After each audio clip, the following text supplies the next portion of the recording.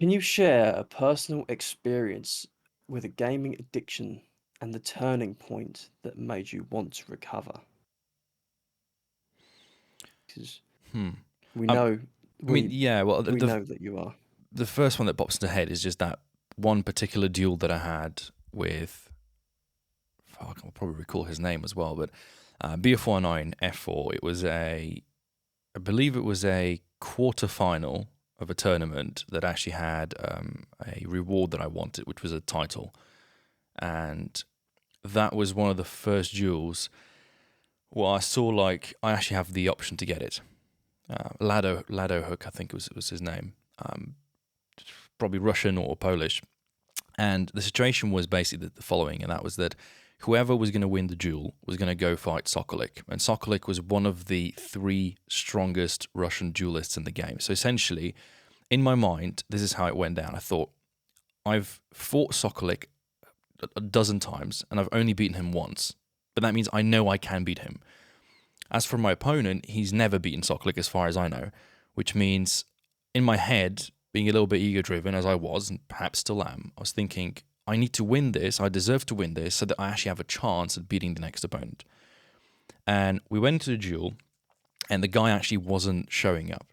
Like, I was sitting there for I think probably 25, 30 minutes with chat, waiting for an opponent, which I believe he even told me he wasn't going to show up. So I knew it was a free win. I just had to be there present so the timer runs out. And lo and behold, the guy actually shows up within the last couple of seconds. And I was like, okay, this is a little bit, impolite or whatever, but no problem. We'll deal with it. And if I recall correctly, I win the first of the matches and then I lose the second. Now I was getting a little bit frustrated. And obviously the third one, the tiebreaker, he got this shot in, which, if you're playing War Thunder, this game, you're in a duel. Essentially, what you're doing is you're relying on visuals. You're relying on seeing where his plane is, how it's positioned, because you're doing this turn fight. You're essentially spiraling and spiraling. And, I would have bet all my money that he wasn't going to be able to put a shot into me because his plane, visually on the monitor, wasn't positioned so as to be able to. But he did, and he damaged me, and I was starting to lose my shit, obviously, because it's like if you're a proper gamer, I think any gamer who's ever had a real addiction is gonna have a high level of competitiveness. We want to win.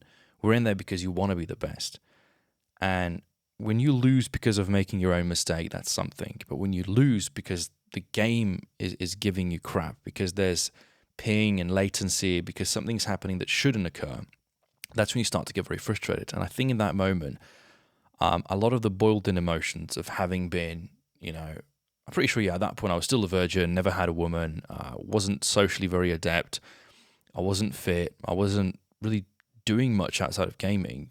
And I think a lot of that was starting to sort of surface. And in the moment, I just sort of blew up. And I remember taking these headphones, just throwing them, €500 headphones, and I threw them on the ground. They still have dents in them from it because I was so pissed at it. If I was a little bit more aggressive, probably would have punched the monitor or something, would have damaged some crap because you've put years and years and thousands of hours of effort into something, and then you get defeated by something as little as latency, a few pixels on the screen. And I think looking back at it now, that's, I mean, it's literally retarded that you get frustrated by pixels on a screen when there's a whole world out there. There's war and famine and people are going through tough times, and somebody there's driving in a Ferrari, and this guy's doing that, and you're there sitting behind a computer screen entertaining people through pixels. I think it's a sad reality we live in, and I think it's equally sad that you have men who are, like you mentioned before, paying for women's OnlyFans when there's a whole world of pussy out there waiting to be discovered, and you can get it all for free, and it's 10 times better, and maybe you'll fall in love and discover there's a whole new beauty to the world instead of staring at a computer screen.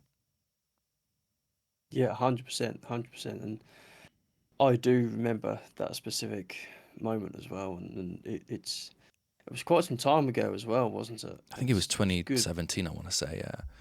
Yeah, it was really, really long time ago. But And that was the moment that because I think it was in January, and that was the moment that made me want to go back to university. That was my gap year. That was my year of saying, I want to just do YouTube to see if this lifestyle would suit me. Can I do this for 5, 10 years and actually be happy with it? And I realized halfway through, I was like, this is totally not for me. I miss people. Something in me said, you want to have a normal life, go to the student, dorm parties and stuff like that. And ironically, I think it was after a couple of months actually that I got late for the first time.